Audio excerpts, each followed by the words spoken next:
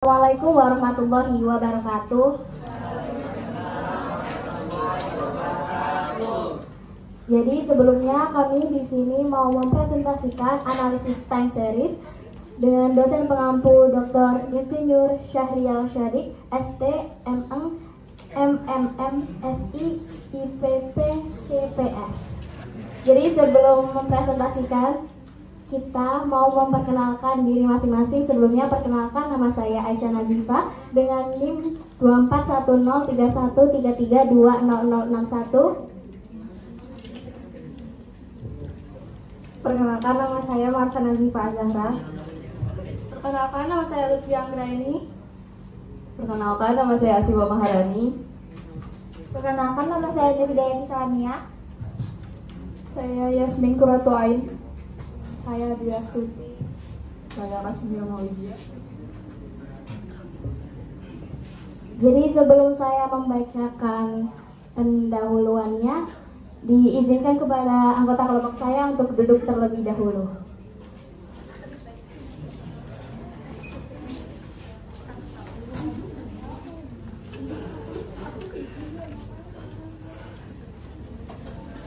Oke, dalam bisnis yang terus berubah, analisis laporan keuangan membantu memproyeksikan laba, penjualan, dan kondisi finansial perusahaan.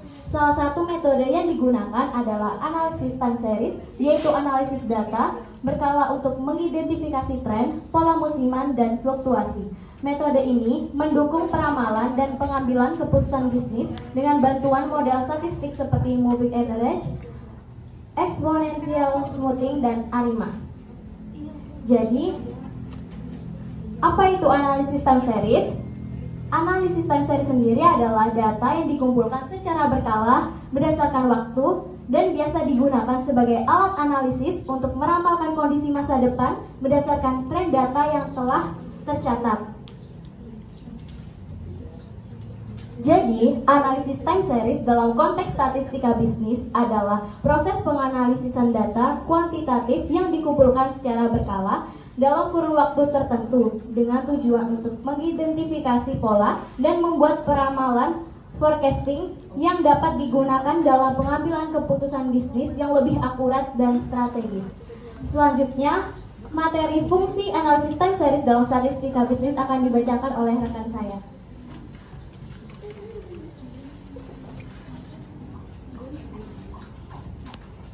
Fungsi analisis time series dalam statistika bisnis. Analisis time series memiliki peran penting dalam statistika bisnis karena mampu membantu perusahaan memahami perilaku data berdasarkan waktu dan menggunakannya untuk mengambil keputusan yang lebih tepat. Beberapa fungsi utamanya adalah sebagai berikut. Yang pertama, peramalan atau forecasting. Fungsi utama dari analisis time series adalah untuk memprediksi nilai-nilai masa depan berdasarkan data historis. Perusahaan dapat memperkirakan penjualan, permintaan pasar, biaya operasional, atau pendapatan, sehingga dapat membuat perencanaan yang lebih efektif dan efisien. Yang kedua, perencanaan bisnis atau business planning. Dengan pola data yang diketahui, seperti tren atau musiman, perusahaan dapat merancang strategi jangka pendek maupun jangka panjang, misalnya dalam hal produksi, persediaan barang, tenaga kerja, dan keuangan. Yang ketiga, pengendalian dan evaluasi kinerja. Analisis time series dapat digunakan untuk memantau perkembangan kinerja bisnis dari waktu ke waktu. Data historis dapat dibandingkan dengan target atau standar tertentu untuk mengevaluasi apakah perusahaan berjalan sesuai dengan rencana.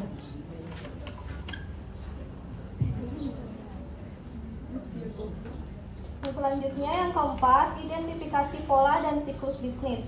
Analisis ini membantu dalam mengidentifikasi tren jangka panjang, pola musiman, atau siklus ekonomi yang mempengaruhi bisnis. Dengan memahami siklus tersebut, perusahaan dapat menyesuaikan strategi agar tetap kompetitif. Yang kelima, pengambilan keputusan berdasarkan data. Time series memberikan dasar kuantitatif dalam pengambilan keputusan. Alih-alih mengandalkan intuisi, manajer atau analisis bisnis untuk menggunakan model statistik untuk mengambil keputusan yang lebih akurat dan terukur. Yang keenam, yang terakhir, manajemen risiko. dengan memperkirakan kemungkinan perubahan di masa depan seperti fluktuasi harga bahan baku atau permintaan konsumen. Perusahaan dapat menyiapkan strategi mitigasi risiko lebih awal. Baik, saya kembalikan ke moderator. Baik, terima kasih. Dan selanjutnya ada materi komponen utama dalam analisis time series yang akan dibacakan oleh rekan saya.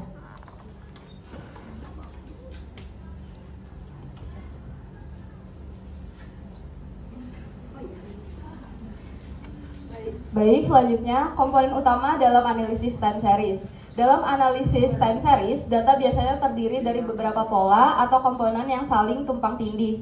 Mengenali dan memisahkan komponen-komponen ini sangat penting untuk memahami struktur data dan melakukan peramalan yang akurat. Adapun 4 komponen utama dalam analisis time series di sini, yang pertama ada trend, yang merupakan arah jangka panjang dari pergerakan data, bisa naik, bisa turun, ataupun datar. Tren ini menunjukkan kecenderungan umum dari suatu fenomena bisnis seiring waktu, misalnya peningkatan penjualan tahunan akibat pertumbuhan perusahaan. Yang kedua, ada seasonality atau musiman. Komponen ini merupakan pola yang berulang dalam periode waktu tertentu secara teratur, seperti mingguan, bulanan, atau tahunan. Contohnya adalah peningkatan penjualan menjelang hari raya atau akhir tahun. Yang ketiga, ada siklik atau siklus. Komponen ini merupakan pola fluktuasi yang terjadi dalam jangka panjang, biasanya lebih dari 1 tahun, dan berkaitan dengan siklus ekonomi, seperti resesi atau ekspansi. Tidak seperti musiman, siklus tidak selalu berulang secara teratur. Yang keempat, ada irregular, random, atau acak, merupakan variasi data yang tidak dapat diprediksi dan tidak mengikuti pola tertentu. Komponen ini mencerminkan gangguan acak seperti bencana alam, pemogokan, atau kejadian tidak terduga lainnya. Saya kembalikan ke moderator. Oke, terima kasih. Selanjutnya yaitu ada materi metode analisis time series yang akan dibacakan oleh rekan saya.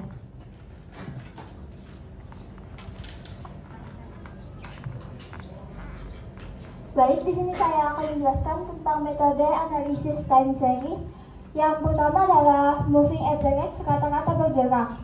Metode moving average digunakan untuk menghaluskan data deret waktu dengan cara menghitung kata-kata dari sejumlah titik data sebelumnya dalam periode tertentu. Tujuannya adalah mengurangi fluktuasi jangka pendek dan menonjolkan tren jangka panjang atau pola musiman.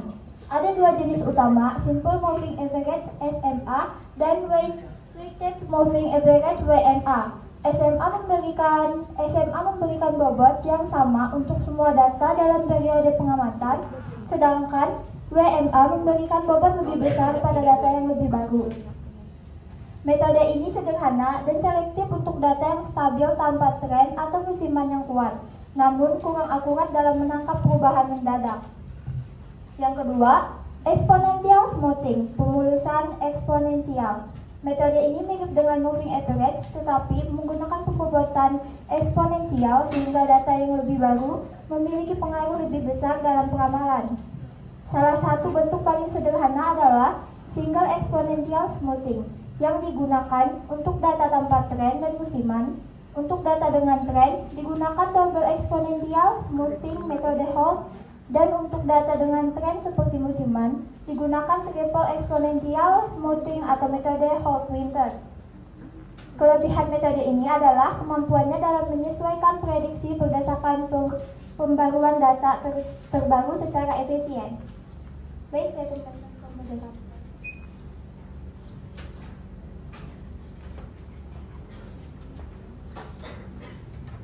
Selanjutnya, Yasmin dipersilakan memaparkan materinya.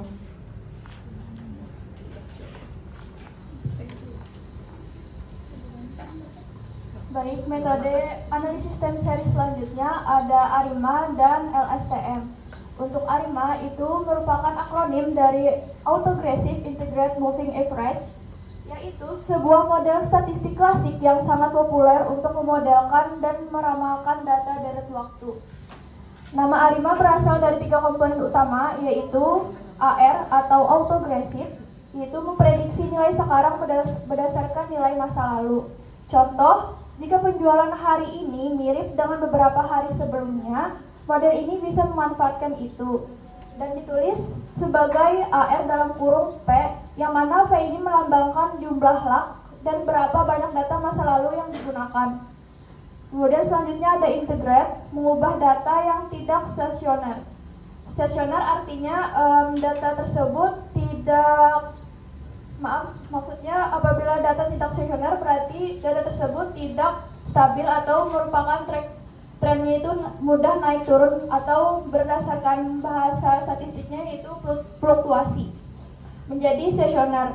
Jadi integrate itu menggunakan lambang D yang mana itu akan mengurangi nilai-nilai yang bisa dikurangi dalam suatu perhitungan dan menjadikannya stasioner. Kemudian ada MA atau moving average, mengoreksi kesalahan prediksi dari masa lalu untuk memprediksi masa depan. Dan ditulis sebagai MA dalam kurung Q, yang mana Q merupakan jumlah log dari kesalahan prediksi yang digunakan. Jadi Q tersebut merupakan suatu perhitungan berapa yang dikurang atau berapa yang diperbaiki dari kesalahan sebelumnya.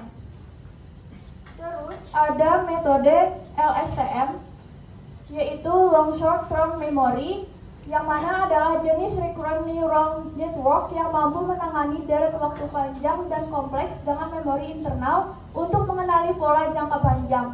Jadi LSTM ini merupakan salah satu metode yang sudah pasti dari artificial intelligence dan memanfaatkan teknologi.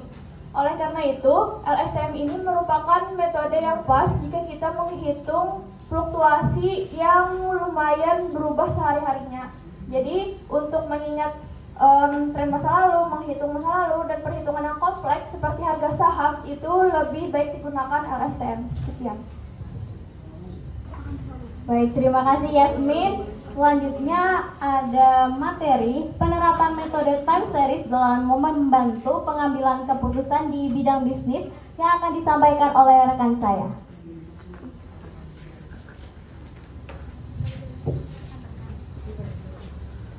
Baik, pada materi ini adalah penerapan metode time series dalam membantu pengambilan keputusan di bidang bisnis.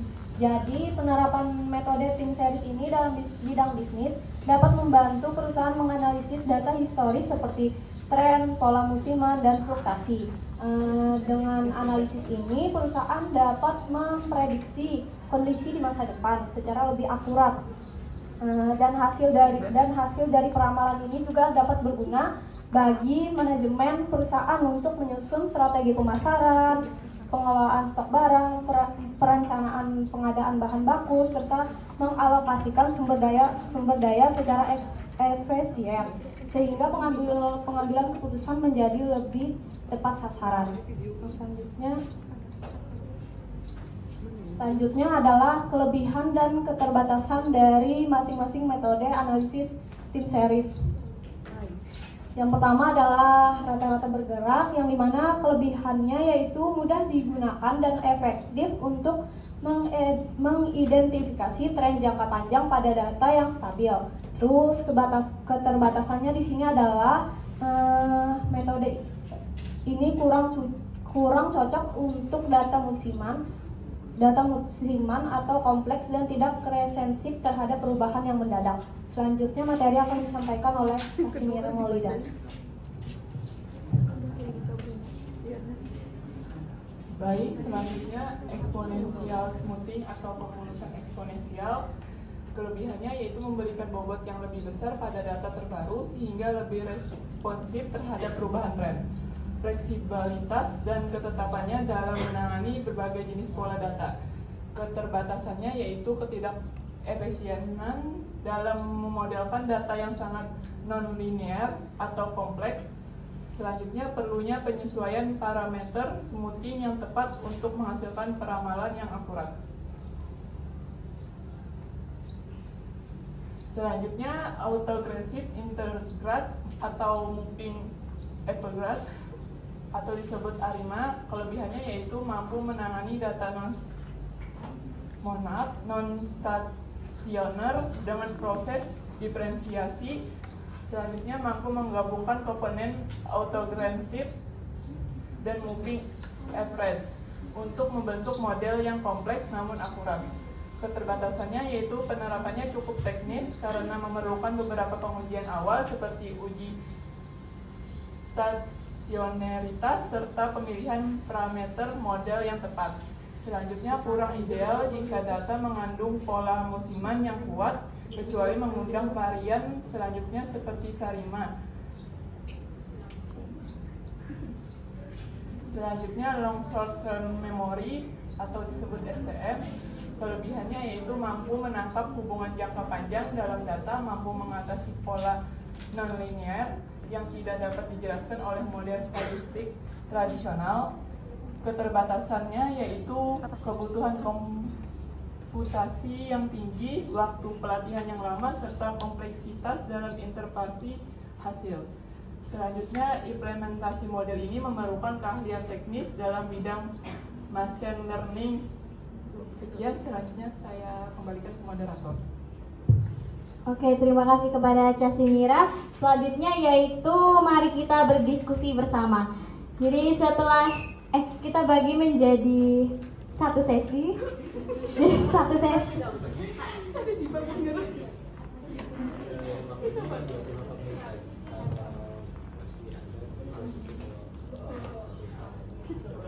Kalau misal nanti masih ada waktu, kita buat jadi 2 sesi ya. Jadi sementara 1 sesi dulu. Ada 3 penanya. Jadi penanya pertama akan saya hitung 1 sampai 3. 1, 2, 3. Wow.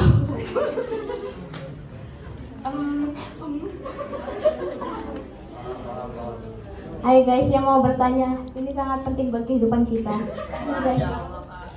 Oh ya itu, buat teman saya dipersilakan berdiri. Terima kasih atas kesempatannya. Perkenalkan, nama saya Mutiara Pana dari kelompok 2. Pertanyaan saya, bagaimana cara menentukan metode analisis time series yang paling tepat untuk suatu jenis data bisnis tertentu? Terima kasih. Baik, terima kasih atas pertanyaannya. Nanti minta tolong dikirim di grup ya pertanyaannya, Mutia. Selanjutnya untuk penanya kedua, dipersilakan saya hitung dari 1, 2, 3. Oke, Mas Gita dipersilakan berdiri. Sebelumnya perkenalkan, nama saya Muhammad Magita Matola, biasa dipanggil Mas Gita dengan NIM 2410 3132 178. Jadi saya ingin bertanya mengenai moving average. Itu kan ada dijelaskan tadi. Jadi simpel saja pertanyaan saya, apa perbedaan utama simple moving average SMA dengan WMA Wake moving average? Mungkin itu saja. Terima kasih. Baik Mbak Gita, terima kasih atas pertanyaannya. Nanti minta tolong dikirim di grup ya untuk pertanyaannya. Oke, sekarang penanya terakhir, dipersilakan buat siapapun deh yang mau bertanya.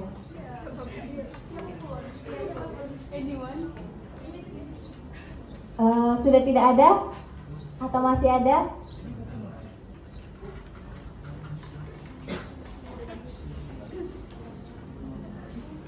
Oke. Oh ya, buat Hafiz boleh berdiri. Perkenalkan, saya Salimi dari kelompok 5. Apa kelebihan dan kekurangan metode regresi?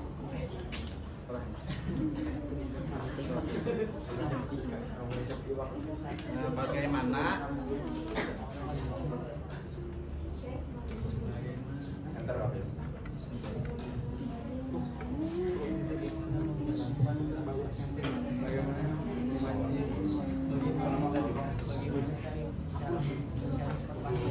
berapa baterainya?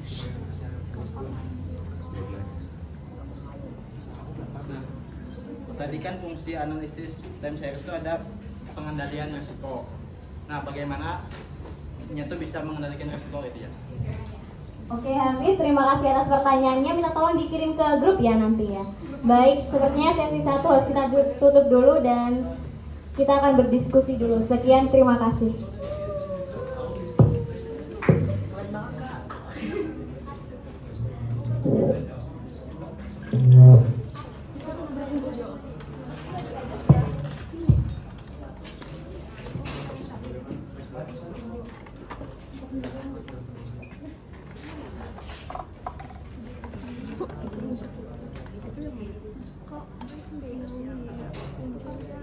Patah.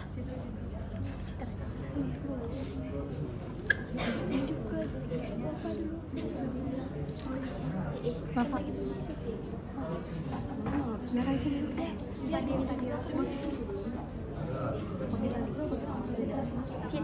boleh minta tolong nggak videoin sebentar buat sesi diskusi?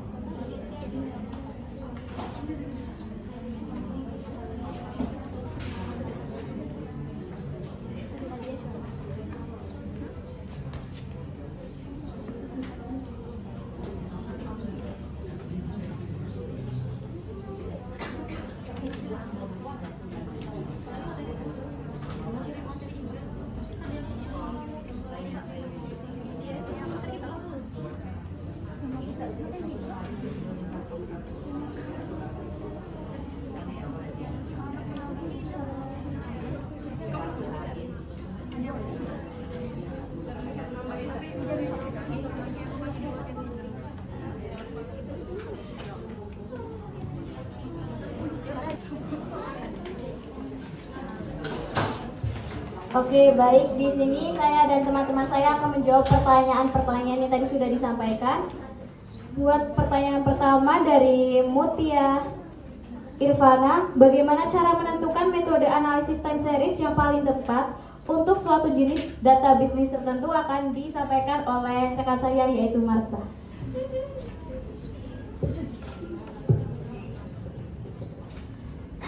Oke, jadi langkah pertama itu adalah pahami tujuan analisis.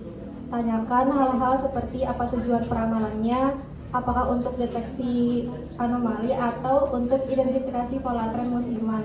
Contohnya, ramalan penjualan itu harus fokus ke forecasting, atau deteksi kecurangan keuangan dengan fokus ke anomaly detection. Langkah kedua adalah analisis sifat datanya. Perhatikan 4 hal utama pada data time series, yaitu tren atau arah umum naik turun, musiman, siklus, atau dia stasioner atau tidak. Langkah ketiga adalah uji stasioneritas. Gunakan uji seperti ADF test atau KPSS test. Jika data tidak stasioner, kamu mungkin perlu differencing atau transformasi log. Langkah keempat ada evaluasi beberapa metode. Cobalah beberapa metode lalu bandingkan performanya dengan metrik seperti MAE, RMSE, atau MAPE. Langkah kelima, contoh pemilihan metode berdasarkan jenis data. Jenis data bisnis seperti penjualan bulanan retail, lalu lintas website harian, harga saham harian, permintaan produksi, dan transaksi keuangan. Dan yang terakhir adalah gunakan tools atau software. Software yang umum untuk time series adalah Excel, Python, Forecast atau Siebel, dan Power BI. Apakah bisa dipahami? Oke. Baik, karena pertanyaan pertama sudah dijawab, sekarang lanjut ke pertanyaan kedua, yaitu dari Muhammad Makita Matola. Apa perbedaan utama secara garis besar mengenai Simple Moving Average SMA dengan Weighted Moving Average WMA yang akan dijawab oleh rekan saya yaitu Syifa.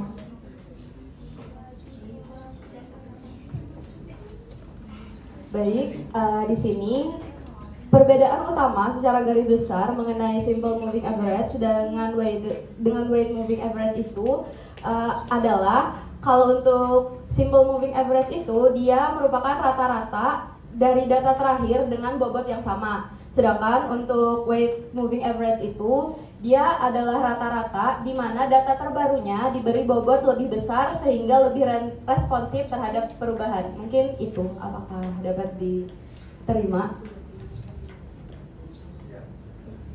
Terima kasih. Baik, karena pertanyaan kedua tadi juga sudah dijawab, kita akan lanjut ke pertanyaan ketiga yang akan dijawab oleh Yasmin. Baik, jadi pertanyaan tadi tentang bagaimana metode analisis time series bisa memanajemen risiko. Nah, jadi analisis time series ini emang tujuannya buat manajemen risiko bisnis, yang mana tentu saja bisnis itu memiliki risiko rugi ke depannya. Nah, jadi analisis time series ini memprediksi masa depan berdasarkan pola masa lalu dan mengurangi ketidakpastian tadi. Jadi sebenarnya jawabannya sudah cukup sampai di sini. Tapi ada langkah-langkah yang bisa saya jelaskan. Jadi yang pertama itu prediksi yang lebih akurat atau keputusan yang lebih rasional. Jadi karena telah diperhitungkan dari berdasarkan data-data masa lalu dan tren-tren musiman di masa depan, itu menjadikan kita yang memiliki bisnis itu bisa memiliki keputusan yang lebih rasional dan bisa mengurangi resiko. Itu pertama. Terus yang kedua, deteksi awal terhadap perubahan pola. Jadi karena sudah ada gambaran ke depannya bagaimana trennya, maka kita memiliki pola ke depannya bisnis kita tuh mau dilanjutkan seperti apa.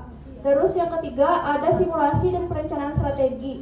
Nah, di model time series seperti yang sudah saya jelaskan tadi, ada ARIMA dan LSTM, itu membuat skenario yang mana ARIMA itu untuk jangka pendek atau menengah dan LSTM itu lebih ke jangka panjang. Jadi kalau misalkan teman-teman semua memiliki bisnis, itu boleh disesuaikan aja menggunakan metode apa, dan itu bisa diperhitungkan menggunakan metode analisis time series. Terus yang keempat, ada dasar keputusan yang berbasis data. Jadi karena tadi kita sudah menghitung berdasarkan pola-pola sebelumnya dan memprediksi pola-pola selanjutnya, maka data-data tersebut bisa dipastikan menjadikan kita memiliki keputusan yang lebih rasional seperti yang saya sebutkan pertama tadi. Sekian, apakah terjawab? Baik, terima kasih.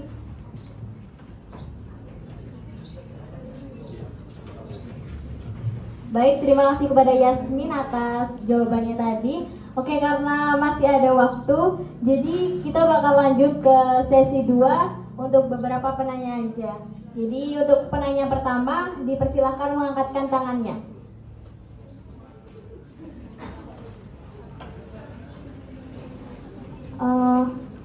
Ayo buat yang nanya.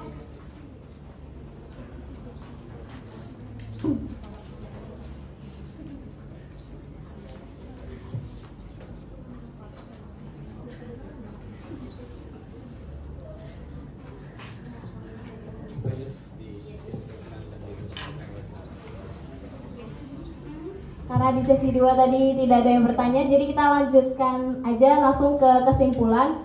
Jadi, analisis time series merupakan alat penting dalam statistika bisnis untuk mengidentifikasikan pola historis dan meramalkan kondisi di masa depan. Dengan metode seperti moving average, exponential smoothing, ARIMA hingga LSTM, perusahaan dapat mengoptimalkan perencanaan, pengendalian kinerja, serta pengambilan keputusan strategis. Pemilihan model yang tepat akan membantu meningkatkan efisiensi operasional dan memperkuat daya saing bisnis di tengah dinamika pasar yang terus berubah. Jadi, kita tutup bersama-sama.